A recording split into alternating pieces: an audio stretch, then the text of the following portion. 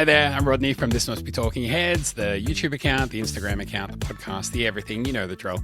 Today we're going to be doing something a little bit different, something that is the first in what I hope will become a bit of a series, which is a little bit more of a step back and a look at the Talking Heads that I wouldn't normally do. So the idea here is that we're going to start looking at some live shows that Talking Heads did throughout their live years. David Byrne solo shows, Tom Tom Club solo shows, maybe Jerry's solo shows.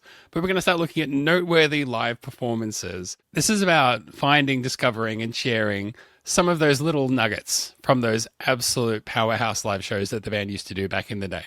People talk about in whispered tones the legendary status that Live in Rome has. People talk about legendary early shows from the days of CBGBs. Now, obviously there's opportunities to buy some of those recordings, which is fantastic because they are as pristine as they can be. They are remastered and they sound as beautiful as those performances possibly can. I would absolutely still encourage everybody to invest in those and reward yourself with that pristine experience.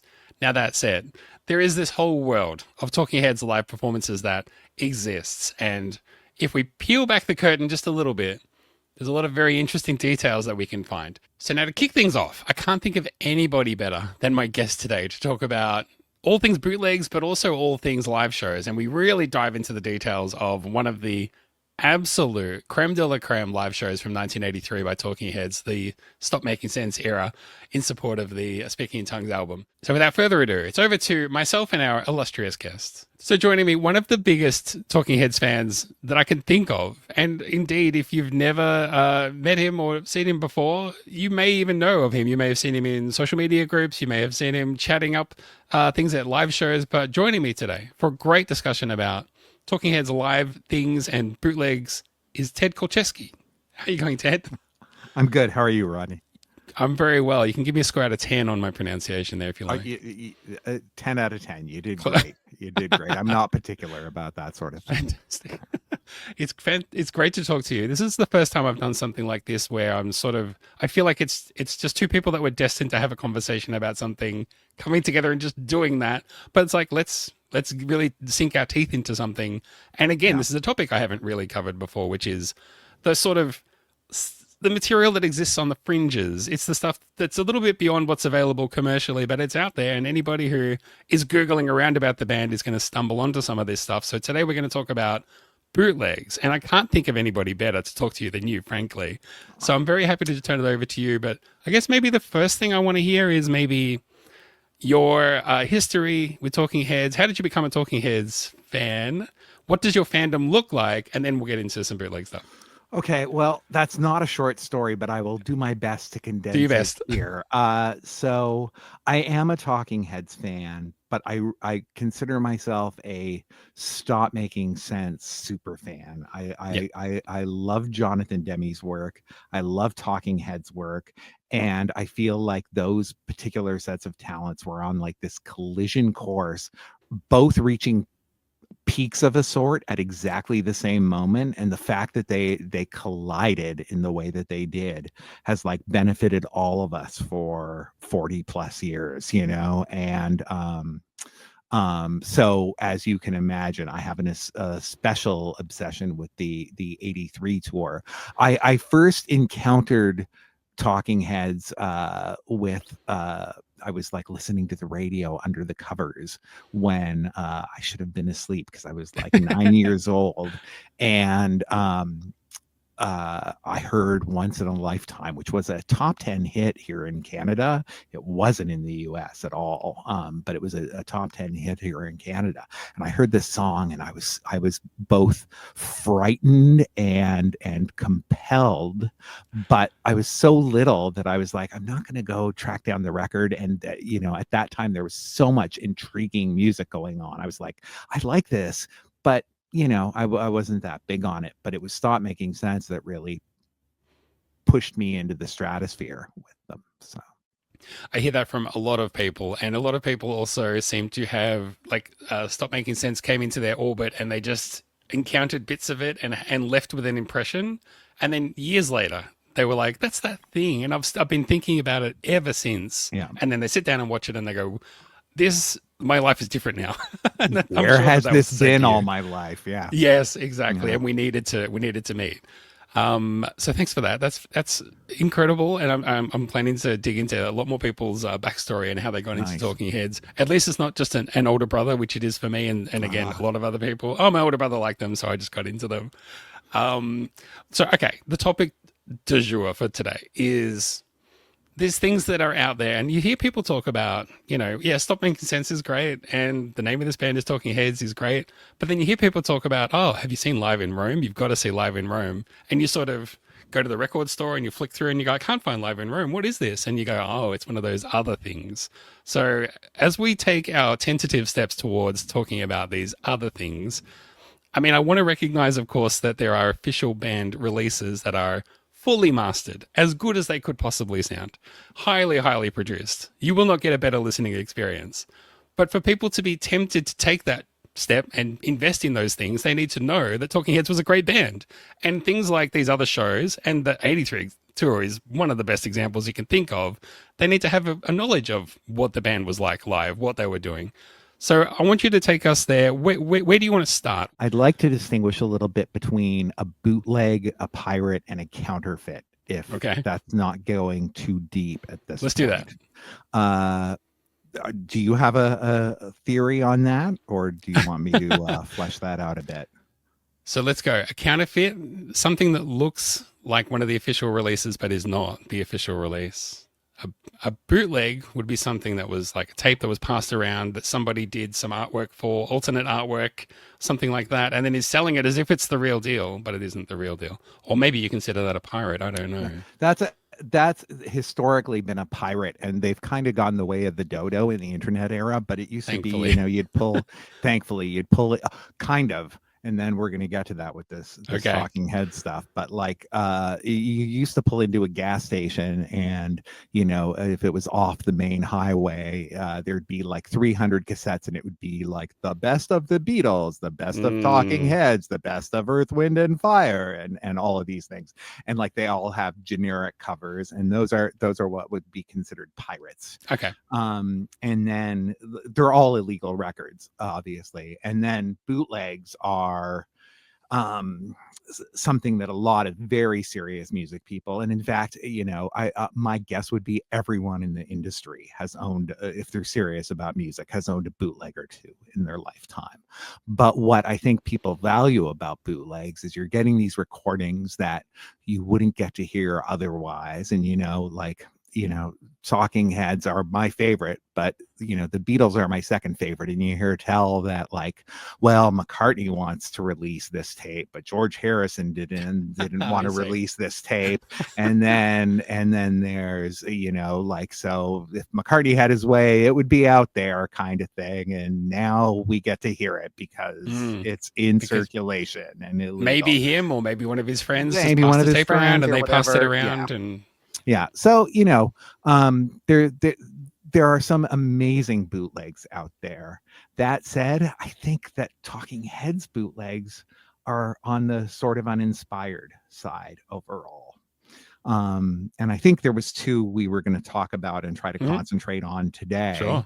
One of which is a pirate, really. And it's in every record store in my side of the ocean anyway. And I've heard it's in every record store in Europe too. And it probably is where you are too, which is, it's called Stop Making Sense Tour. And it's got a red cover and this big bold lettering. And that's what's known as a gray market illegal record, which is, from what I understand, they're legal to manufacture and sell in Europe, because Europe has this law that says if something was broadcast on the radio, after 20 years, it goes into the public domain. So, as you can imagine, the record companies have been trying to get the genie back in that bottle for decades, and there are understandably, but weird ins and outs of that law that I don't totally understand. But the upshot of it is that there's a lot of stuff out there, and that Stop Making Sense tour is one of them. And it was from a radio show. There's an American network called Westwood One that every week would broadcast. I think it was called the Miller Lite Superstar series. That's right. And every week they'd have a live show with a different band on it. Miller Lite presents the Superstars in Concert from Westwood One. This time out, it's an evening with the Talking Heads.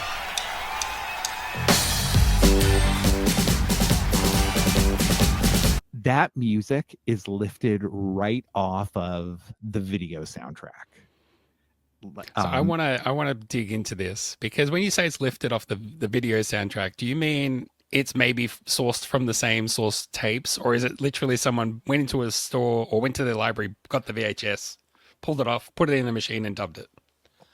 I don't know if it was a VHS or a beta or a laser disc. Or I had heard laser disc, but that could be wrong. It could have been a laser disc, but it was the home video transfer, the North American European home video transfer. And Jerry Harrison, I swear to God, has mixed this thing dozens of times. But the theatrical transfer has Steve Scales going during the "Take Me to the River," calling out to the crowd part. Can you hear me out there? Okay, LA, let's go, LA, let's go. And then, are you ready in that? Are you ready, LA? Let's go, LA. And then for the home video release, they changed it to Y'all ready? Are you ready? Come on, let's go. So they made it not LA and made it out there. And then they changed it again for the 99 release, but we don't need to go into that here. But that overdub is on the Westwood One thing, and it's on the bootleg too. And now most of this stuff was from the analog era. That radio show was distributed to radio stations on vinyl, so doing a perfect digital sync isn't possible. But I looked at the waveforms, and they look identical. If there's one thing I know about audio, is when audio waveforms sync perfectly, there's no doubt left anymore. This is the source. Yeah. Now that said, there is some extra crowd noise interspersed at the beginning and end of each song.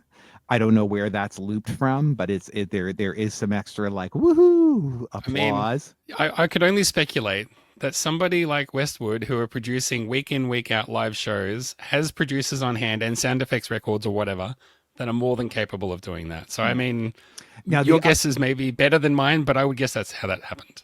Yeah. Now, the other thing is that radio stations and radio producers famously all had what they would call like their secret sauce, which is like EQ levels and compressors and stuff like that they would add to everything to try to stand out when you're like dialing up and down the radio dial. It just catches you, Right. And so the record is EQ'd differently than if you just pop in the VHS or pop in the laser disc, but it's not a different mix, it's the same mix. So one thing that I had heard, and you may or may not know, but one thing I heard was when it was mixed for the visuals, certain elements would be dialed up and down depending on what you saw. So if you saw the guitar would be mixed up a little bit. And if you weren't, it would be mixed down a little bit. Things like that. Is there any evidence of that in these recordings? That might point us back to the source. Yeah, I tried to find a smoking gun, as it were. I tried to find it. And the closest thing I could find is, again, in Take Me to the River, which is if you watch the original mix of the movie, not the Atmos from recent years, but the original, not the original mix of the movie, the original video mix of the movie. Yep. When you see a cowbell, you can hear a cowbell. Yep. When you can't see a cowbell, you can't hear a cowbell. Interesting. And that is the case on this bootleg. So, this pirate record that is taken from the Westwood One. What frustrates me is that I think that record and that record's existence has artificially deflated demand for more releases from talking heads, especially in regards to 1983, because I'm the kind of guy, well, I'll pick up everything, and certainly, if Rhino saw fit to release every show from the 1983 tour, I'd be like very, very poor, but I would have a great collection. We would be poor together, so that's okay. Yeah. I hate that this record is so ubiquitous. I hate that Stop Making Sense was unavailable on vinyl for 15 years, and that thing was in every record store. It drives me bananas. Have you seen, I think there's, I guess you could tell me how you would classify this. I guess a pirate or a bootleg of the Stop Making Sense Part 2 that had all the songs that weren't on the original soundtrack. The rest of them ripped out of the movie, I guess. And it was promoted as Stop Making Sense Part 2. Have you seen that? Yeah, I've seen that. I don't have a copy.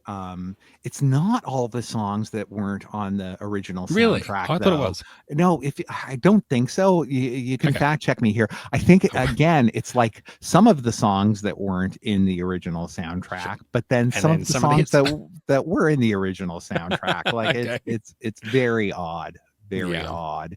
It's got a fun cover, and certainly, it's a novelty thing, maybe.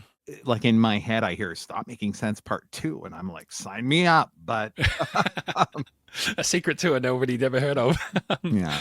The packaging was something that I was looking at too, because it's quite unusual, and it says on the back, I think live in Milwaukee, 1984, something like that. Does that ring a bell? It does. Because it does. As best as I know, they played very few shows in 1984. None of them were in the US. I don't think they even played in Milwaukee on that tour. Is that right? Where I would check is the Talking Heads concert history website. Yes, everybody should go to that website. Everybody should go to that website.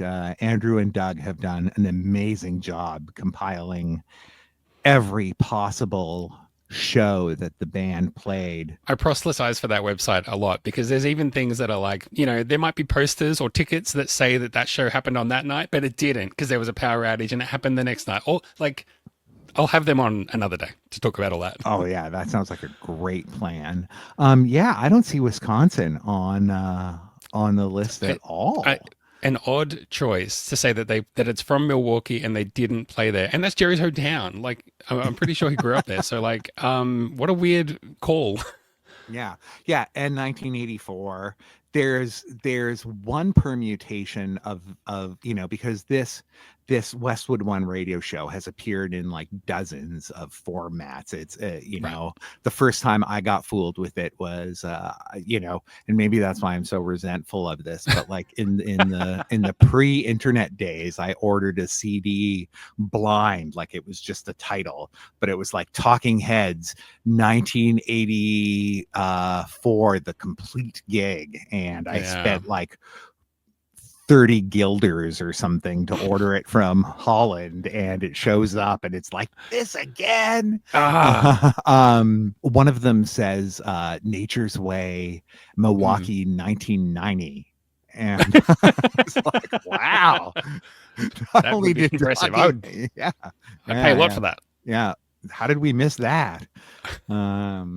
I should say, if you love that record, if you love that Stop Making Sense tour record, I'm sorry for yucking your yum. No, I agree. I think if you own it and you love listening to it, the intention here is not to make you not love it. It's just this is just the history of things. Yes. So yeah, the other show I wanted to talk about, which again is not quite as widely distributed, but is quite widely distributed, is the Saratoga Spring Show. Oh, yeah. From August 5th, 1983. There's a release that's widely circulating as Saratoga Psycho. There seem to be a couple of vinyl versions of it and a CD version, maybe 2 CDs and 1 CD versions of it. And it even shows up on Spotify in a few countries, if not other streaming services. That's the stuff that really interests me. I get fascinated with, why is that on streaming if it's not licensed? Or how can it be tagged as being by Talking Heads if it's not on their official release list? How is it available in some countries and not others? That's all like political stuff that we just don't have time to get into, and probably not even worth wasting our energy on. But this is to say the stuff is out there. Like, I listen to it on YouTube. Yeah.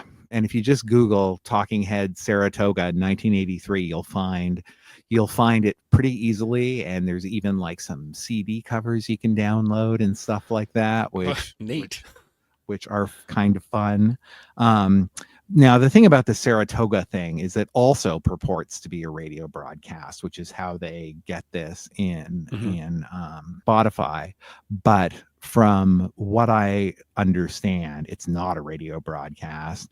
And I have searched for evidence of a radio broadcast. I've searched for evidence of anything from the 1983 tour fairly extensively because it frankly boggles my mind that there's like 4 videos of 1980, 2 of 1982, and nothing from 1983. I suspect I've uncovered why that is, but there's like nothing of 83. So I've searched the New York State newspaper databases, and none of them, there's no sign of it like coming up next weekend, the Talking Heads live on the radio. Like it's just not a thing that happened. It's interesting. I dug into this show as well, and I'm sure that, I've been sort of curious about bootlegs and dipping my toes in those waters for a long time, and I'm sure I've listened to this back in the day.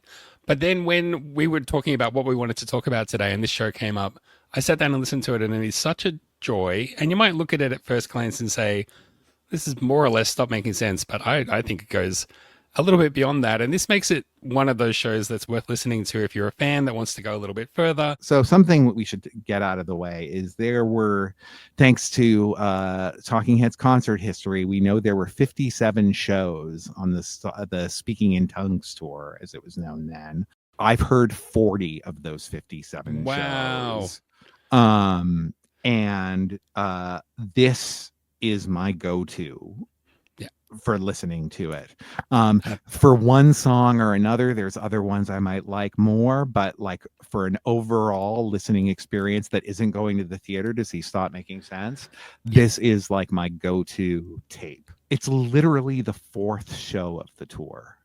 Oh, you're kidding. No, they are so on it, and everything feels so sharp. And if you had told me this was show number 51, I would believe you. Yeah, exactly. Psycho Killer. One of the things I like about Psycho Killer on this tape is if you're a guitar player or an amateur guitar player like myself. Yeah. Yep, me too. One of the things is like I've always tried to do like I've got a tape I want to play you and do that. and like I just can't keep up with Byrne and Stop Making Sense, but he's a little chiller on this recording. He's a little more relaxed on his strumming on this recording. And at first, when I heard this, because this was like one of the first Talking Heads bootlegs I got when I was like 14 years old, I got it on at a record show on a cassette bootleg with like photostated covers kind of thing. And do you still have those? I wish I had those. What a collectible for you. Yeah. But when I heard it, it was like, I don't need to be that good. Like I can get there, and I thought, but then I thought, oh, maybe they overdubbed the movie. Maybe they overdubbed in the studio and he's not really playing that fast or whatever. Then years later, I heard the tapes from the rest of the tour, and it's like, no, he got that good. Like he got that sharp over the course of the tour. I don't want this to devolve into a discussion about Stop Making Sense, but I always wondered whether they did pickups during rehearsals during the day or overdubs during the day and things like that. Do you have any background on that? Yeah, and you'll have to read my book when it comes out. Well, I will. so yeah. Okay. Fair enough. There's some dish there. Okay. I had a couple of things about Psycho Killer, which was number one, when he starts playing like a big cheer, like the audience knows what it is. Like it's immediate. And even though the presentation of Psycho Killer is quite different, stripped back and very different than how it was previously, once he starts and people know what it is, they're here for it. And obviously it's the first song, but it's instant. They are psyched. Yeah, which brings me to the second thing I find so fascinating about this tape. The sound quality is really good, so you can sort of forget you're listening to a bootleg and listen. It's not Stop Making Sense level, but it's great sound. So you can forget that you're like listening through to the music. You can just engage with the music directly. Absolutely. Speaking in Tongues had only been out, depending on your source, 4 to 6 weeks at that moment. The Burning Down the House video had just dropped on MTV. So your audience might not even have heard much from Speaking in Tongues. Valid. So like we now look at Stop Making Sense, and like when you see a review of Stop Making Sense, it says it's like a greatest hits of Talking Heads. And you got like, but if you think about it, half of the songs in it, the audiences might not have been familiar with. And that's absolutely. That's where the beginning of this show is so interesting, because it starts with Psycho Killer, which is arguably their best known song at that moment. Yes. If that's what they're starting with, imagine where their show's going. So then Heaven, which is like such a change of pace from Psycho Killer, and Tina, the second best known member of Talking Heads at that time, comes out on stage. So now so the audience can feel that this story thing is happening. And then Thank You for Sending Me an Angel, which on this tape is like shockingly almost exactly the same as the Stop Making Sense version. It's just, I mean, now it's like something that those three people have been playing for a long time. And I used to tell people, if you want to get a taste of what Talking Heads was like as a trio before Jerry joined, maybe that's like a glimpse at it. But I mean, in another way, that's unfair, because they are so tight in this performance that probably wasn't what they were like in 76.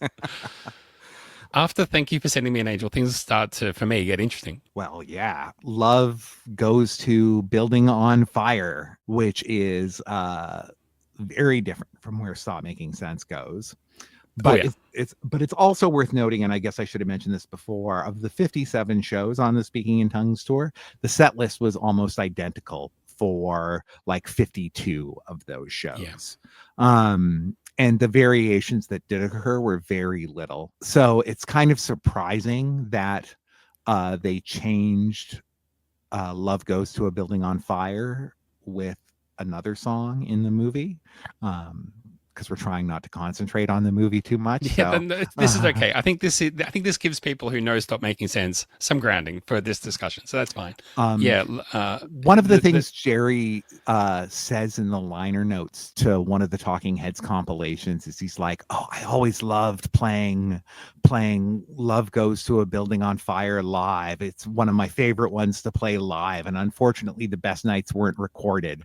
And I would love to sit down with Jerry and go through like the 40 tapes that exist from the 83 tour and go, which one do you think is best? Yeah, pick your best. Ordain one for me. Again, it's a song they've been playing for a long time. And that song was kind of a standout track because, it had only been released as a single. It wasn't on Talking Heads 77 on the original release. So for Talking Heads fans in the audience, they might not have known that song until The Name of This Band came out, and then it was on The Name of This Band.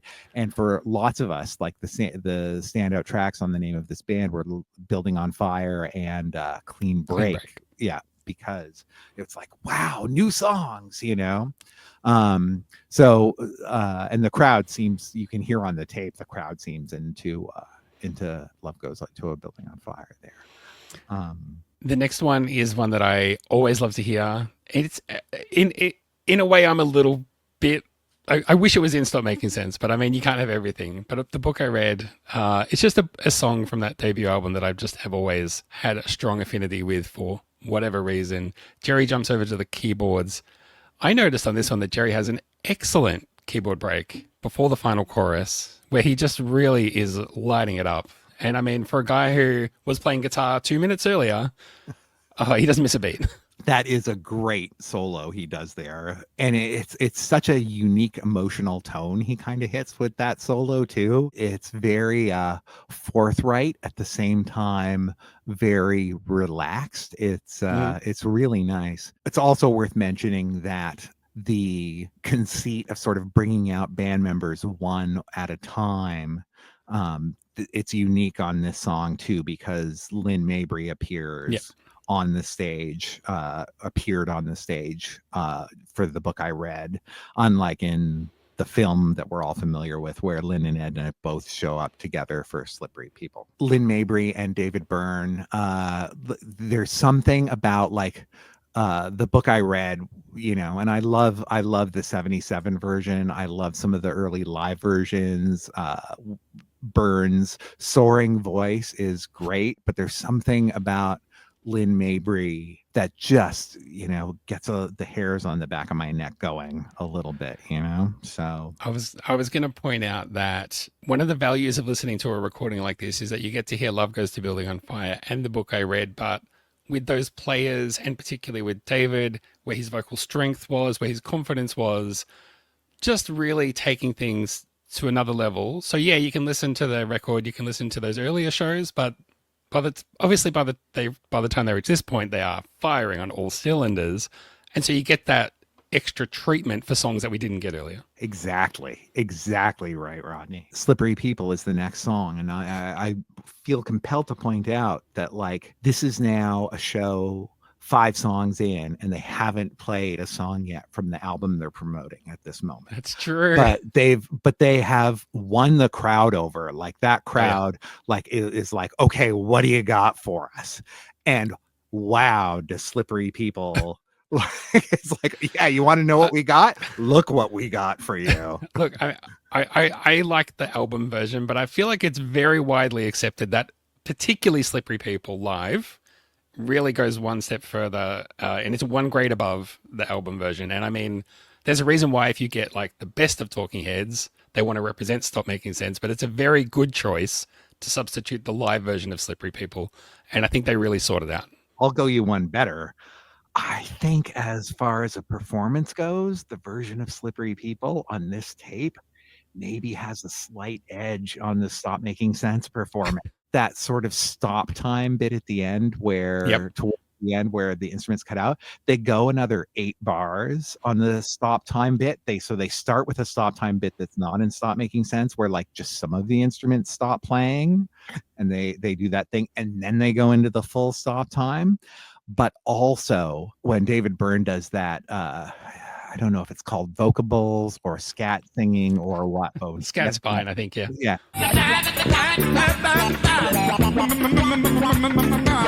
There's a thing that he did in American Utopia where he's in the middle of doing the bip, bip, bip, bip, and then goes right into What's the Matter with Him without taking an inhale. He interrupts himself somehow vocally. Yes. And in Stop Making Sense, he doesn't do that. He takes a breath, he pauses for a minute, and then they go back into the What's the Matter with Him. But on this tape, it's exactly that thing. And I'm going to save you all the embarrassment of my David Byrne imitation. We might drop in a clip here. But just that turning on half a dime that he does gives it like a oomph going into the end of the song that don't get me wrong, you know, Talking Heads are always better behind David Byrne, but there's just that one little vocal thing he does there gives this recording the edge over Stop Making Sense for me. I'm not here to disagree with you when you're right, and I'm not going to disagree with you now. Cities is up next. Now this one I feel like gets a little bit forgotten just throughout the years. And when you go back and listen to Cities live, it's like, man, this is a gem. It was recently released as their first single in a long time for the 2023 reissue of Stop Making Sense. But I'm sure people are like, yeah, Cities is where it's at. People in the know that Cities is where it's at. Well, you know, this is sort of foreshadowing some stuff that will come up later. But, you know, the thing about Cities is that some Talking Heads songs get a different kind of life, even if they weren't singles, because of videos or because other people cover them sometimes. And Fifth did Cities as it was a staple of their live act for a long time. A lot of bridges in Birmingham, a lot of ghosts, and a lot of houses. I know that a lot of people love Fish. They have serious bands. And There you go. Fish are a gateway band to Talking Heads for a lot of people. And if you saw the Jerry Harrison, Adrian Belew tour, there was a lot of Fish type people at those shows. Fish obviously did a full Remain in Light tour as well, I think, or a live show where they did the whole album. Yeah, They're on boards. They're on board for sure. I love the song, and some days if you catch me at the right mood, I'll say Fear of Music is my favorite studio album. So this song is one that they had done on the tour previously, which was almost exactly the same band, just with Dolette McDonald instead of and Edna. It sounds very similar to what they were doing before, and very similar to what they're doing in the outtakes from Stop Making Sense. Yes. Although Burn has a little bit of more wild abandon this time. City seems to be one of those songs where he get it really into the It does, yes. and he's really going for it on this tape. There's also the idea of the studio version, the official studio version that's on the record has that verse that gets dropped, and then there's extended versions, and then every live version they put it back in. So it's like it's not just like an afterthought. It's sort of canon, really, that whole the extended version is the version, even if that's not what's on the album, which usually breaks my core rule. For me, whatever's on the studio album is canon, but I just feel like they clearly want that full version to be the version that everybody hears, especially at a live show. But yeah, Cities, it just pounds along. It's a good song to fit right after Slippery People as well. And then if you're looking for something you might not have heard before, the next song is maybe one that probably the fewest number of people would have maybe heard. Big Blue Plymouth, Eyes Wide Shut, Eyes Wide Open. Yes, Eyes Wide Shut, a little slip there. Obviously one of the 3 David Byrne, Catherine Wheel songs that gets into the set list. Obviously everybody knows What a Day That Was is in the full show. Probably everybody knows that they also played Big Business, which is official extended content from the Stop Making Sense concert production. But Big Blue Plymouth is maybe a little bit more of a mystery. It really bangs along and is a great groove, and it's a lengthy number too. I don't know, sometimes, and again, I don't know if David listens to your podcast, and if he does, I'm sorry, but one of the things when I get into very reasonable debates with people who say Mr. Byrne is most of Talking Heads, I'm like, oh no, yeah. So let's listen to the Catherine Wheel, and then let's listen to Talking Heads play song from the Catherine Wheel. Absolutely. It's what they do is transformative. And the Big Blue Plymouth here, if all that Talking Heads were bringing to that song was Lynn, Edna, and Bernie Worrell at that moment, because Bernie Worrell is doing something on the keyboard that is like enhancing Edna Holt and Lynn Mabry's vocals, and they're just soaring. But then Byrne he's an incredible guy for singing and playing guitar at the same time. Like True. His rhythm guitar when he's singing is just mind-boggling. And the bridge of Big Blue Plymouth, when they get to that bridge part and he starts doing those chops on the guitar, and I also feel like mentioning the lyrics of Big Blue Plymouth are among my favorites of Burns. So ridiculous and over the top. Such an obvious metaphor, and he just dives into it with relish. It is delightful. Part of me wonders with these 3 songs, obviously they don't all make it into, the 16, the sort of, I guess, canonical 16 set, Stop Making Sense set list, but What a Day That Was does. And I guess what I had been thinking about the last couple of days is, if you wanted to substitute, would you take out What a Day That Was and put back in either big businessy Zimbra or big Blue Plymouth. And where I kind of landed on that was, I feel like what big Blue Plymouth does is great, but it's also Slippery People is already kind of doing that. And in terms of serving the whole show, maybe we already get a bit of that, and we don't necessarily get what A Day That Was does rhythmically, but also for the broader kind of narrative, if you want to talk about Stop Making Sense in that way and the way it builds and the story it tells. So I feel like where I landed I love this version. And if I had the opportunity to put it in Stop Making Sense, I don't feel like I need it. Like I said at the outset, I'm a Stop Making Sense fan, largely due to the fact that the 88-minute theatrical version has an arc that I think that even though some of the other numbers that weren't included might be stronger as a piecemeal thing, they would disrupt the arc of that movie and therefore not drag people from not really knowing who Talking Heads were into, oh my God, I'm a Talking Head super fan now, the way that movie does as it stands. And I, God help me, I sometimes fall into debates with people somewhere where they're like, Cities, I can't believe they cut Cities.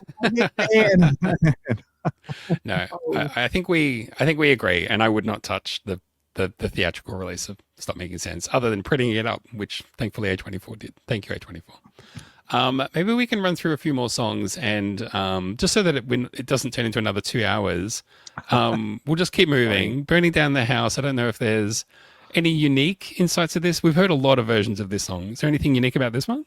Yeah, a little bit. In Stop Making Sense, Burning Down the House, in when I want to talk about the difference between Talking Heads live and Talking Heads in the studio, Burning Down the House is kind of one of the things I point to, because in the studio version, it's a great groove song. You can see it being played in the club, and you can dance and all of that, but you can listen to the live version and Stop Making Sense, and you'll be sweating like Alex Weir by the end of it.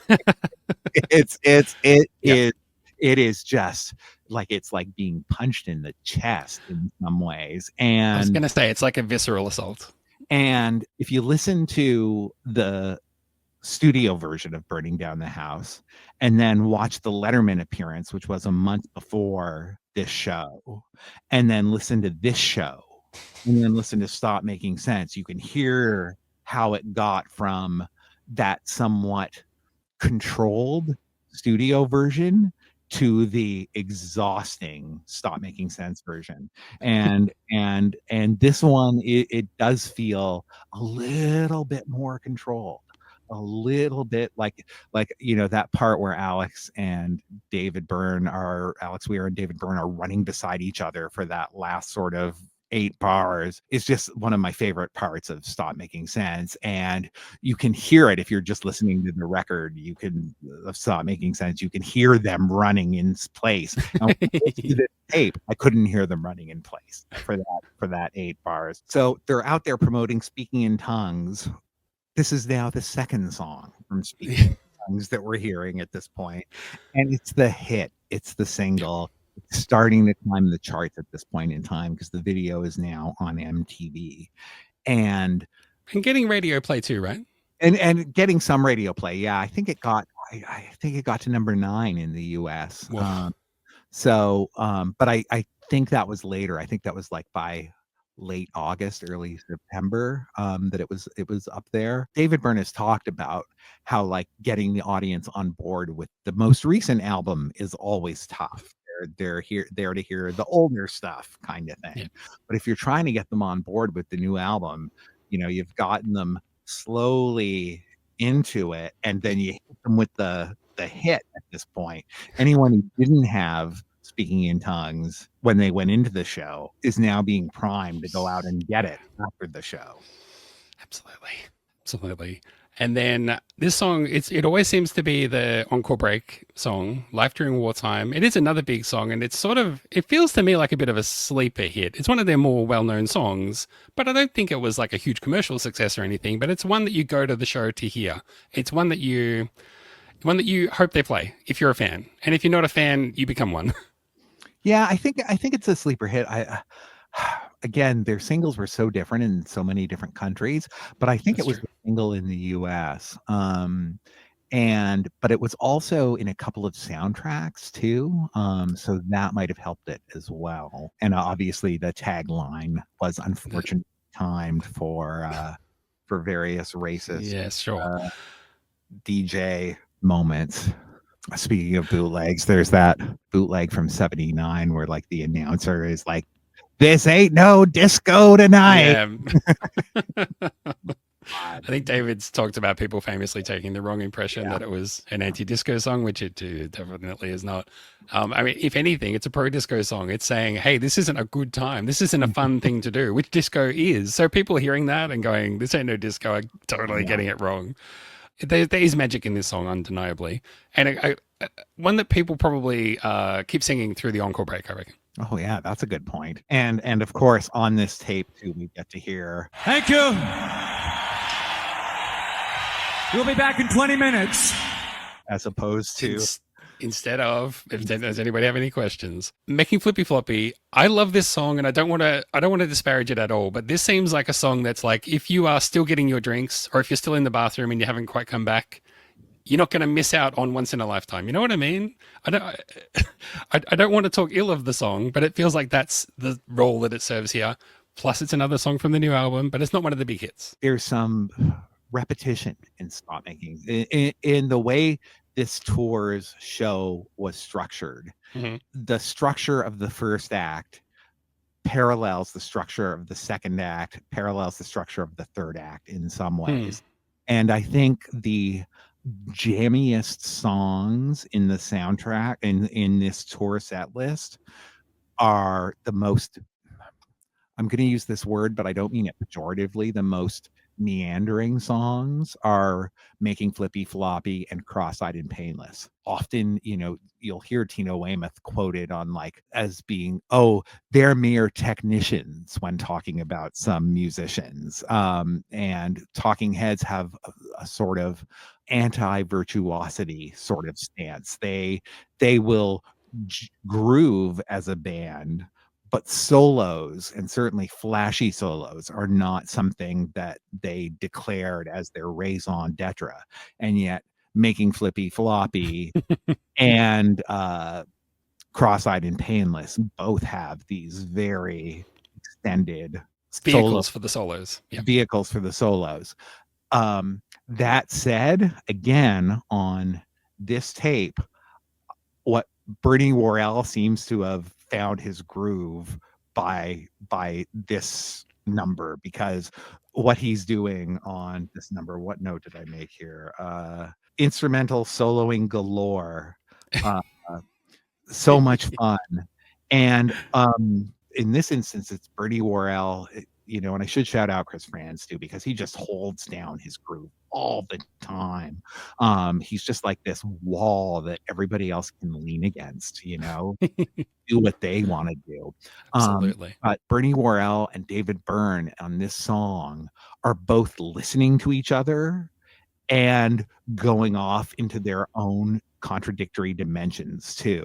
And in some ways, this is one of the things that shows like what I love about Talking Heads as a live band the most, is that they really do have this solid wall, but this ability to diverge from the solid wall and go off on these little flights without ever becoming completely untethered. And, you know, I'd encourage everyone to, like, if you're going, why this tape?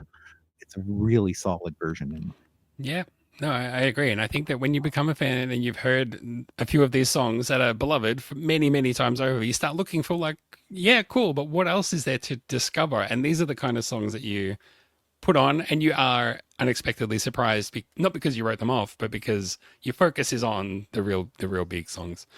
Swamp is one that I want to talk to you about. This is the next one, because I think Swamp was a bigger deal in Australia, maybe than other parts of the world. And I have, there seems to be just what would you call it? A shared unconsciousness or something for Swamp, where people just know it instinctively here. But I've heard people write it off in other countries. Like, yeah, that's one of those songs. I kind of skip it, or I go to the bathroom during that one, or whatever. But where does Swamp sit for you? And this version, obviously, what does it offer? Was it released as a single in Australia? You know? There is a single, and it's one of those weird situations where we had a music video, but it was the music video that was clipped from that Once in a Lifetime. Is it Channel 4 or BBC or whoever made that? It's Channel 4. It's Channel 4. But yeah. what was shown in Australia? Because okay, folks, I apologize for this level of nerdiness here, but that Channel 4 documentary was from Wembley Arena in London. And there's two versions of the Swamp video. There's one with the, how to put this politely, superfluous. Superfluous is a more polite word than gratuitous. There's the superfluous shots of found footage of like bombs going off and that sort of thing in the Channel 4 documentary. But there's a version of the video circulating, which is what we got here in Canada, which has none of that found footage. Oh, okay. None of the bombs, none of... So that might be it. Watching that special, it hit me. Oh, this is what they must have clipped for our music video. But I didn't realize there was another edit. And we might be talking about the same thing. I don't think it was released as a single here, but that video got a lot of play here. It was definitely distributed in Canada. And Swamp also appears in and gives the title to the Tom Cruise movie, Risky Business. And it was on the soundtrack to The King of Comedy originally, before Speaking in Tongues was even released. It was one that they were playing live before. It was like one of their early ones. They had it before the rest of it. It was on the previous tour. It was on the previous tour. That's very true. But that said, it's not my favorite Talking Head song. Okay. I love them all. They're great. They're all our children. If I need to go to the restroom during a screening of Stop Making Sense, it's often during. One of the things, my little note for listening here is they had played this on the previous tour, and it sounds almost exactly like the version in SMF. So Swamp, we talked about it. What a day that was. This is one that when people hear that I'm a Talking Heads fan and they go, I love Stop Making Sense. How about that song? What a day that was. I don't know why. Maybe it's the visual presentation in the movie being so impactful, but this is one that people have a real memory of, who sit between casual fan and uber fan. Those middle ground, the mushy middle, they seem to remember what a day that was. This is the lightsaber duel.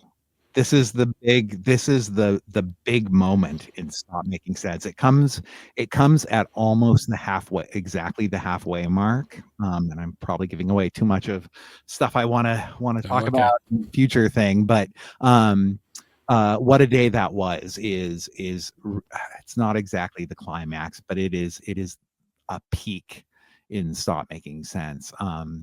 There's something about it's almost entirely close-ups of everybody in the band. It's the first number that's filmed that way, and the groove of that song is so propulsive. And I don't know, you're from what I understand, a more schooled musician than me, and maybe have a bit more of an ear for what's going on musically, or at least can quantify it a little better than I can. But into my ears, there's a thing going on with What a Day That Was, where it's got sort of the, like, because Chris tends to do like these kind of marching beats, but also there's like the funk groove they have. And What a Day That Was seems to really marry those two things to my ears in a way that we haven't heard them married before. Like Life During Wartime is kind of frantic, whereas this is like, it's got a one on it, but also it's got that like frenzy kind of thing. It almost sounds to me like a train going so fast, and every time it hits a corner, you're like, oh my God, it's going to go right off the tracks here. And it doesn't go right off the track. but you're convinced it's gonna, like, they're gonna lose it, that there's no way they can keep this up for the 7 minutes or exactly however long the song is. For sure, they are taking all the elements that were in the Catherine Wheel version and then just basically fully stripping it back and reconstructing it. And I think it's appropriate to call out Chris because he really puts his own stamp on the beat. He's in the pocket, and everybody the pocket is so deep that everyone else falls in. And it's one of the more stark contrasts between the live version and the studio version, probably the starkest. We're getting into, obviously, this is where everybody's going to get sentimental. This must be the place, naive melody, a great set piece visually. Even though we're talking about this as an audio experience, the live show, everyone remembers from Stop Making Sense, the projectors and everything. And obviously the lamp was for the tour, but were there any other visuals that you might have seen if you were in Saratoga that day? I don't know if I've tracked down all of the visuals. I've been trying to, because, you know, one of the things that sparked my obsession with Stop Making Sense has been the fact that I've never seen the show live. I've never gotten to experience that. In a lot of ways, I'm trying to recreate it in my head, or in my computer, or in a book, or, you know, some way, shape, or form, trying to relive something I never lived. You know, I did manage 2 summers ago, I managed to reconstruct all the slides from Making Flippy Floppy, which was like a eureka moment for me. All the words. I remember somebody did it, and I thought it might have been you. It was me. But I have not been able to reconstruct all the slides, all the photos from This Must Be the Place. I did manage to discover the good people at A24, included a few of them in the super deluxe edition Blu-ray. And then even more of them were like for the Instagram backdrop at the show at the Pantages last year, the screening at the Pantages last year. So I got to see a few more of those there, but I'm not totally, they're not all there because the New York skyline that you see in the movie was not there. So I don't know. Yeah. So I don't, you know, there is, unfortunately, the shows are not the greatest and the sound quality in sync, but if you go on YouTube, there are 3 amateur audience video recordings from different dates on the tour. Long Beach, LA, the first show in LA in the summer, not the one that Stop Making Sense was filmed at, and Forest Hills in New York. And it looks to me like the staging for This Must Be the Place, they tried to pretty much recreate it exactly the same night after night. So I don't think there's much variety there. Byrne flubs a few lyrics on this tape. Bernie's solo sounds really trippy on this version of it. It often sounds kind of poppy when he does it, like almost synth pop kind of thing. But on this tape, it's a little psychedelic, which is kind of fun. And then the other thing I want to point out is the thing about This Must Be the Place is it's you know, you want to talk about a sleeper hit. It was the second American single from the album, but it didn't hit huge. No. And it was really in the early 2000s, by being in a couple of movies and being covered by Arcade Fire and a couple of other bands, that song really started gaining some traction. And it's a lot of people's favorite song, and even people who aren't Talking Heads fans are like, oh, I love this song, you know. And it isn't quite, but it's almost a cliche at this moment. And what I enjoy about these, you know, like the list of people who've covered it, MGMT, Arcade Fire, the Lumineers, like everybody's covered it. So many people have covered it. And what I love about this is, like, literally this tape is the 5th time an audience has heard this song played live.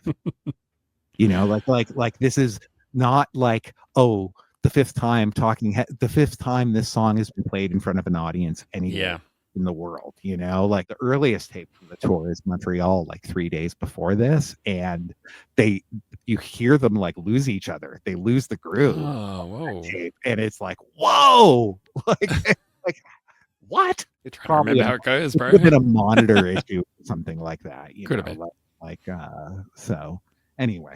No, it's crazy to think that Stop Making Sense was around for maybe nearly 20 years, and this was like just another song on it instead of, man, can you believe that one? Let's skip forward and listen to that one again, you know. Once in a Lifetime, which, you know, again, I'm keen to hear what is unique about the performance on this one, but I mean, general feelings of this is that, you know, this was the song that was starting to hit its groove, but it took a while. It's this sort of show that really propels it into the stratosphere, because like you look back at like Live in Rome and they cut it, and it's like, why? How could you? What do you mean? What do you mean it doesn't have? Like they played it. Why isn't it in there? And they're like, didn't need it. It's hard to imagine Stop Making Sense without it for me. I like to like locate all of this kind of thing in the details, like and the details historically. And the thing about Remain in Light is, you know, they performed 2 huge live shows that got a ton of media coverage before anyone had heard the album. Right? They did Heat Wave in Toronto, and then they did a massive show, free show in Central Park, New York. Yeah. Central Park, New York. Yeah. Yep. And they, you know, it was written up in Rolling Stone and Newsweek and all of this stuff. Like it, you know, it got a ton of press, creating a hype. And then the album came out a few weeks after, maybe a month after those 2 huge shows, but there was no single. There was no single from the album until early the next year. So that album was selling as an album-oriented thing for 4 months. The single comes out in early 81, accompanied by a music video that, you know, if someone were to say that music video is still the best music video of all time, I'm like, hard to disagree. Hard to disagree. Exactly. So iconic. As MTV is going on the air. Yes. As MTV is going on the air. So it's in their first, I think, 20 songs or something. I did look it up. Yeah. Yeah. So now early 81, MTV's just gone on the air. It's not quite what would happen a year and a half later where MTV could make or break a song. Yes. Right. So it doesn't push Once in a Lifetime to the top of the charts. But what it means is anyone who's been glued to MTV, that's they know it. That's what they know about Talking Heads. Yeah. Definitely. And so, you know, it's a bigger, it's more in the zeitgeist than its chart position would indicate. Now, you know, Live in Rome was filmed, I don't remember, it was filmed just before Christmas, 1980. So there was no single even yet. But by the time of Stop Making Sense and by the time of this tour, everyone knew Once in a Lifetime. And when they saw David Byrne with the glasses, if they hadn't recognized the song yet by that moment, the glasses took them off to what it was. What I will say about the tape, it does sound a lot like the version in Stop Making Sense. The big difference for my ears, and again, you know, I had someone explain this to me, but they get to that, they're bouncing back and forth from what I understand between 2 chords for most of the song. Then they get towards this, they get to this one point and they go from 2 chords to a 3rd chord. Wow. But that resolved the tension that's been going on. So, and those 3 chords where it's like da da da, right? You know, the reference point, according to Jerry Harrison, is What Goes On by the Velvet Underground.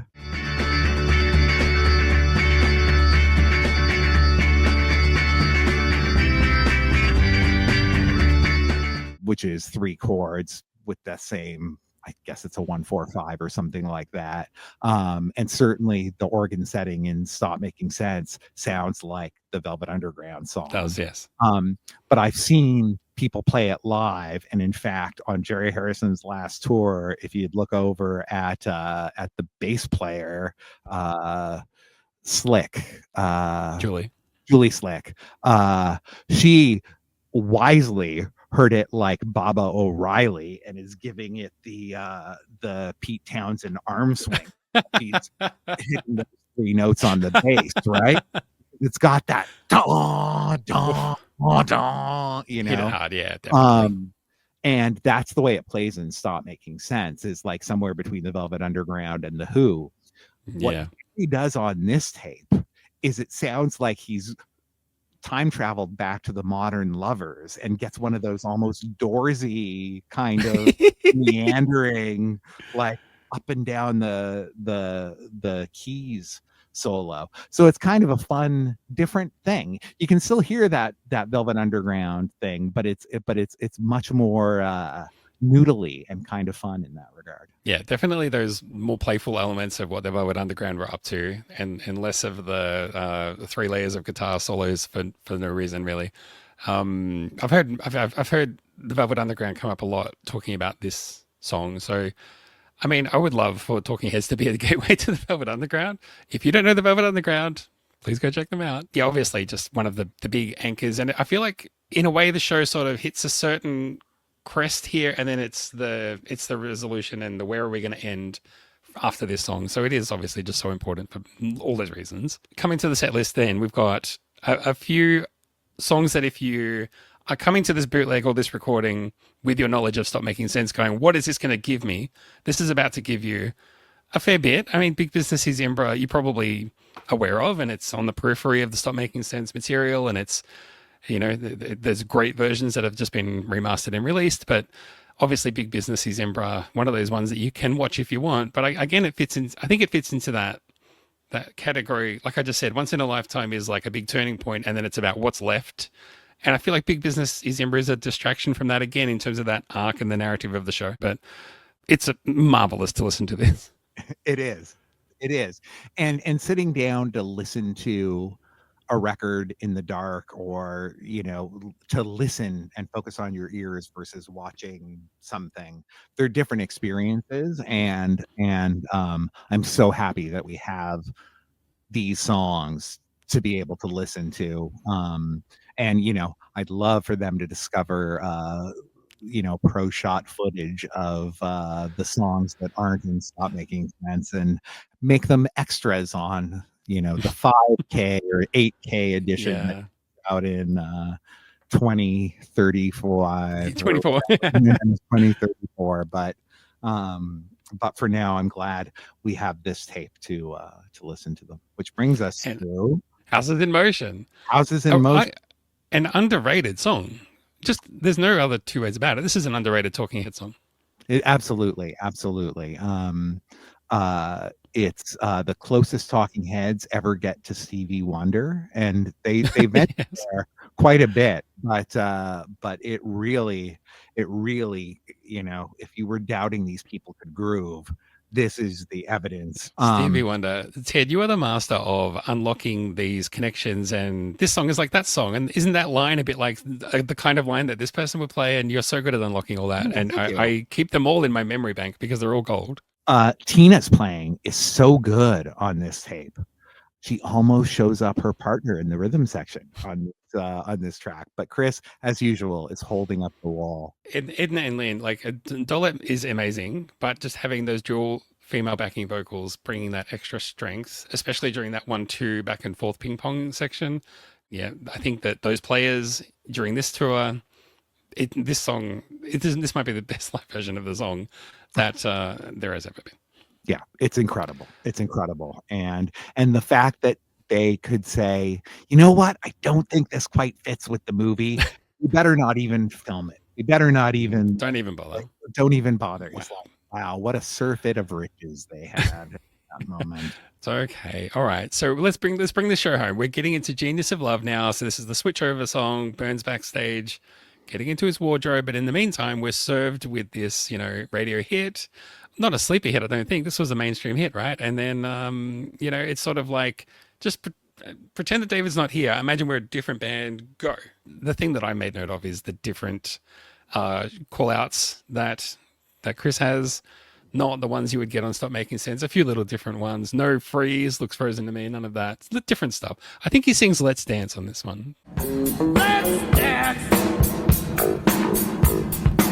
Let's dance. Yeah, he does that. I you know, and I haven't checked to see where. I'm pretty sure the Serious Moonlight album, the Let's Dance album was 83 as well. Right. And I don't know where it was on the charts at this moment, but but like I said, I've listened to 40 of the 57 shows, and I swear on the first 3 legs of the tour, Chris Franz does the Let's Dance bit on the first 2 legs of the tour, like everything up until they were in the shows in the run up to Stop Making Sense. Wow. Yeah, he actually sounds a little nervous to me on this tape. Oh yeah. Like there's a abandon that he sort of has in Stop Making Sense, whereas here he sounds a little nervous. I don't know what was going on that night. But what he doesn't do is at the beginning of this, he's like, right before your very eyes, Talking Heads turn into the Tom Tom Club. And on most of the shows in the tour, he says that, and then he says what he says in Stop Making Sense as the song is winding down. We're going to change back into the Talking Heads, okay, but and he doesn't on this tape. He does that opening, but he doesn't do the like we're going to turn back into Talking Heads. So maybe he was distracted, or maybe. What I will say about this is, again, and a lot like I was saying about Burning Down the House before, this doesn't sound as finished as the version in Stop Making Sense. It sounds somewhere between the laid back groove of the record and the somewhat more frenetic groove you see in the Stop Making Sense, or you hear in the Stop Making Sense soundtrack. It's somewhere in between those two, and that's kind of interesting for me too, because it's like, how does a song go from being like the studio version to this slamming live version we know? So I think that Tina's vocals also benefit from the touring and the shows, and it gets better and better. And by the time Stop Making Sense comes along, she's on it. And this version, she's still, I think, just getting used to not singing. Obviously, she's sung before, but getting used to playing the bass and keyboard for the whole show and then having to turn it on and do it. And I think probably in this early stage of the tour, she might not have quite worked it out yet. That's a really good point too. Like, I mean, it's David Byrne goes off stage for some mysterious reason. For some reason, to get ready for something. But, as a vocalist, Tina does not get any opportunity to warm up at all. It's just like, okay, now you take center stage and start singing. It's like, whoa, that's like in this show, like what? That must have been so daunting. It's like, if you don't need to learn to swim, let's throw you in the ocean off of an ocean liner and see if you can swim. Like it's. But maybe for later shows, she's like during Zimbra, she's sort of humming and vibrating and. Thank you for drawing my attention to that. I've never noticed that before, but it's like, wow, what a thing. I just noticed. It was listening to this version that made me think, oh, she sounds. I'm not sure if she's doing something deliberate or if it's out of her control, and I just wondered whether it was something that she just hadn't quite gotten into the habit of doing yet. All right, so David Byrne's off stage doing something, and then he comes on stage, and boy, does he do something for Girlfriend Is Better. So, I mean, this is the sound of the 80s for me. This song always has been, and another big version of it. I find this recording is it starts out a bit leaden to my ears. It feels a little like they're going through the motions, but something I feel really compelled to point out here is, I know I've talked about how early this show was, but like, when I went to the theater to see Stop Making Sense, Saturday Night Live had already parodied Byrne in the suit, right? Like, but for this audience, which is like the 4th show of the tour, they have no idea what they're in for. No. They have no clue. And then this guy comes out with this suit, and so many words have been written about Stop Making Sense, but not enough people talk about the look on Byrne's face when he comes out in that suit. He's got to look like he ate a canary or something like that. It's like, I don't know. It's like, mommy, I went potty, like it's very, it's very timid in the movie anyway. It's very timid. It's very slow. It's almost like, have you seen me yet? And slowly everybody in the theater catches on. Look at that guy. Yeah. And so I can't imagine like what it must have been for this audience, and the audience sound like it's they're very quiet on this part of it. Like I think they might be like, am I Am I seeing and things? the funny thing about that suit is it's big, but by 80 standards, it's not that big. So you can see like, maybe people have been drinking or whatever, and they're like, am I seeing what I Yeah. what am I looking at? Like, and the band does seem a little rote at this moment. Although I do think they find their groove by the end, and just like I said about Bernie on making Mr. Worrell on making Flippy Floppy, his soloing is really exceptional through this chunk of the tour, and I think that his soloing brings the band into like lockstep on this Oh, song. for sure. Like what he's doing there, I think makes everyone better.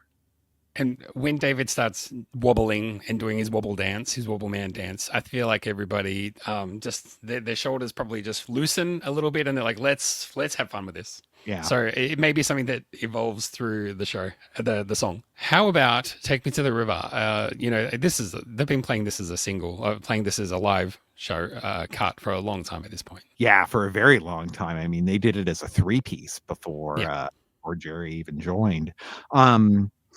Okay, so the one note I have here about Take Me to the River, the first thing I have is like, if you something I like to play is when I know an album or a live concert really well, I sort of count a little bit, and there's a relationship that the wind down of whoever, I don't know if it's Jerry or Bernie Worrell synth, but like they play with the pitch a little bit and it goes, or maybe it's Tina's bass moog. Moog or whatever it is. Sorry, bass moog, yeah. But it goes at the end of Girlfriend Is Better. And then Chris's drum comes at a certain point, like as Take Me to the River starts. And it's exactly the same on this tape as it is in Stop Making Sense. And that got me in my head like, oh my God, Chris must be so tired at this moment. Yes. Like no doubt. Like I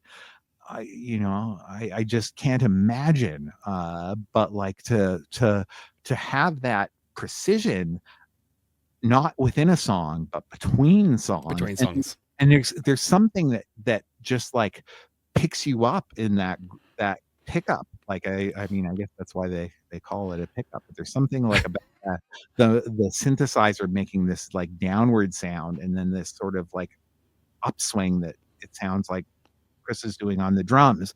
That's just like, oh yeah, okay. I thought we were taking a break, but I guess we have one more groove. I guess I've got one more dance to do. And they're the playing from top to bottom is precise in this version of the song.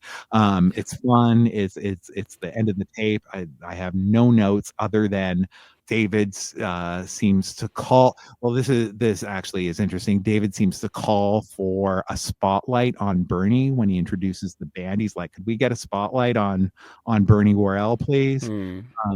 And which makes me think it's darker possibly and at this stage of the tour than it is in the film, because the house lights are up in the film, if I recall correctly, by the time he calls out for the band. He I think you're right. So that says to me that the staging would have been different, or the lighting would have been different at this point in the tour. Again, I want to reiterate that if people are like, what are you talking about? Of course the lighting was different. Stop Making the Speaking in Tongues tour, by all evidence, is that like it was remarkably rigid. Very little changed over the course of that tour. Yeah, you can imagine with the way they've structured the show, the song selection, like you can't have What a Day That Was have the impact without the lighting that it has. And I mean, there's countless examples, but it'd be like watching Naive Melody and they don't bring out the lamp. Like, what are you doing? So there's a lot of moves that are very precise. What I will mention too, though, since we're on Take Me to the River, is I think that the unfortunate red cap was not part of the show for this show. I think that started in Forest Hills, New York, about 2 weeks later. So I think that's where the cap first got thrown on stage, and then they decided to keep it as part of the show. Yeah, there does. If you look at a few shots in Stop Making Sense, there is one just sitting right next to Chris, just waiting for it to come up. It's overdetermined, is what we say in the cinema land. The other thing is, Byrne says goodnight at the end of "Take Me to the River," unlike in "Stop Making Sense," where he just waves. Obviously, yeah, this is the end of, I guess you call it the second set. They're going to have another break. They go off stage. I mean, in the movie, it's 1 second, but you can see them come out in fresh clothes, and David's gotten out of his big white shirt and all that kind of stuff. But Crosseyed and Painless is, so many people ask, why do they not play the big curve in this set, in this sort of era? And I'm always like, I mean, number one, because Adrian Blue's just not there. I'm not sure that the big curve would be the same without him playing those solos, and they can get through Crosseyed and Painless. But part of me feels like this is still a bit of a throwback, or they're leaning on the previous tours. In a year's time or 2 years' time after this, if they kept touring, they wouldn't be closing with Crosseyed and Painless. I don't think. Yeah. So like I said, I think Stop Making Sense is a perfect movie. You just mentioned some hardcore film theory, I think. But like, in my opinion, if there was one change I'd make to Stop Making Sense, I might actually run the credits over Cross-Eyed and Painless. There's a little bit Cross-Eyed and Painless feels like, you fade to black after the whole story's done, and now you come back up and just put a little period in the movie. It's like the end of American Graffiti, where you find out what happened to all the people afterwards, or the bloopers in Cannonball Run, or whatever, or the bloopers in Cannonball Run, the blooper reel. Yeah, there you go. Or it is not the sled burning in the fireplace. It's not that. But it is kind of the like ark being put in the crate and wheeled into the giant warehouse where it will be lost until someone makes a misguided sequel 40 years later. Gosh, that's a whole other podcast. The way it's treated in the movie is we've actually kind of done our thing now. The thing is done, and now we're going to just cut loose and have some fun here, sort of thing. Exactly. Especially David's guitar and the pedals. You can see him in the movie just twiddling knobs, kind of just going, I guess, a bit nuts. And I always wondered whether there was a lot of variety from show to show during those solos, because he does seem to be just improvising. I'm going to twist that one that way. It doesn't seem purposeful at all. So he's trying to capture some of that Baloo chaos. And I mean, I guess it's interesting to hear other versions to see what he does. And it's kind of similar. It's the same pedals, the same knobs are being twiddled, but I guess they all have their fine little variances. Yeah. Now I'm gonna go listen to all 40 of those again and like stitch all the solos together and listen to them together. Yeah, actually, if I maybe I can get you to edit that together for it. Well, if I do, I'll let you know. Okay, perfect. Any other notes though about this one? It's a big song. It's a big song. I love the album version of it, and I'm I like this fine. I groove. I don't, but it's not my favorite track in the film. But that said, I do, what saves it in the film for me is two things. Especially as someone who had his spine broken a couple of years ago, watching Ms. Holt and Ms. Mabry whip their heads around in this song is like, I don't know if you took that personally. I don't know if you've noticed what they do, but it's like, oh my God, like you are going to injure your brain with what you guys are doing.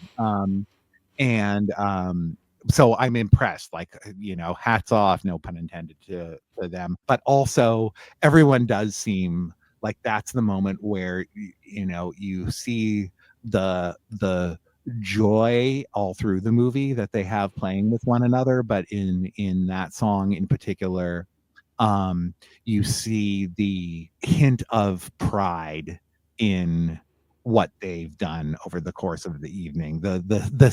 Pride is almost the wrong word. The sense of accomplishment. You can see it on Jerry's face, like right as "Take Me to the River" ends, where he like waves to the Yes. crowd. But you can see it in the way Chris Franz throws the drumsticks into the crowd. And Like he's shaking sweat off. Like, I mean, he's putting in the effort. yeah, that's my favorite thing about watching it at that point. And musically, it's also a way to have you feel like something has had a beginning, a middle, and an end, even as a listening experience.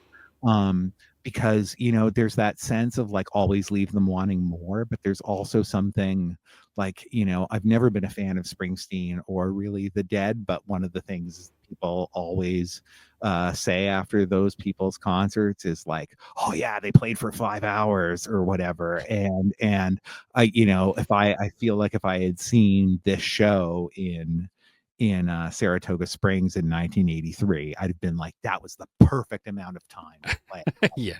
Hours was like, any more would have been overkill, any less would have been like not quite enough. Like No. like what a satisfying meal that was. Yes. There's nothing worse than going to a show and liking the band and liking the songs, but they just play one more and you're like, oh, another one. And I'm sure the band doesn't want that. Yeah. Whew. Well, I mean, I feel like I'm almost like tired from like this has been a journey, and I mean it's taken it out of me, but it's been so rewarding and satisfying. It's such a joy just to talk to you, and your appreciation and your knowledge is only matched by your passion and affection for all this material, and it's evident how much time you have spent poring over the details, and I hope that everybody has enjoyed what you have shared. And I know that you do have a lot that you're working on, a lot of things that you intend to share, and things will continue to develop. This won't be the last that people hear from you, I'm sure. So look, I hope that this is the start of obviously more things coming from you. And if I can play any part in that, I would absolutely try to. Oh, that's great. Thank you, Rodney. And if I can ever help you out with anything, please reach out. You just did. Thank you. Well, thank you so much. I don't know if you have any parting thoughts or anything else that you want to do or promote, and I would love it if you would promote like your social medias or any way that people can follow for updates on what you're working on. Okay, so my Instagram handle is Stop Making Sense Project. So you can follow me on Instagram. I'm not as consistent with posting as I would like, but I stand behind every one of my posts. There you go. And if you're a real nerd, you can take a peek at my long in development website at stopmakingsense.info, stopmakingsense.info. And, I apologize for the under constructionness of it, but at some point it will leap into action, probably at the moment when the web gets shut down by politics. Well, on behalf of myself and on behalf of everyone listening and all the Talking Heads fans everywhere, thank you so much for what you've shared, Ted. Thank you for your time. Rodney, also, I want to thank you for a delightful podcast and a delightful way of feeding my obsessive mind with hours and hours of talking head stuff. Like it's been great in that regard. Thank you so much. I mean, we really went deep on that one. So I hope you agree that we didn't leave any stone unturned. And I hope that you got a lot out of it. I hope this sparked your curiosity in Talking Heads live prowess. And I hope that you might go and seek out some of their live performances or dust off the record that you've got or the CD that you've got that you haven't listened to in a while and just go and relive some of those amazing live moments. I'm hoping to do a lot more of these. We might do a David Byrne solo show next. If there's a show that you would like to hear us cover, please feel free to let me know. You can find the details on the website, which is thismustbetalkingheads.com. There has been plenty of Talking Heads news floating around. There's going to be plenty of more news coming up in the next little while, so stay tuned. Let me know what other stuff you would like to see. And until next time, I've been Rod. Take it easy.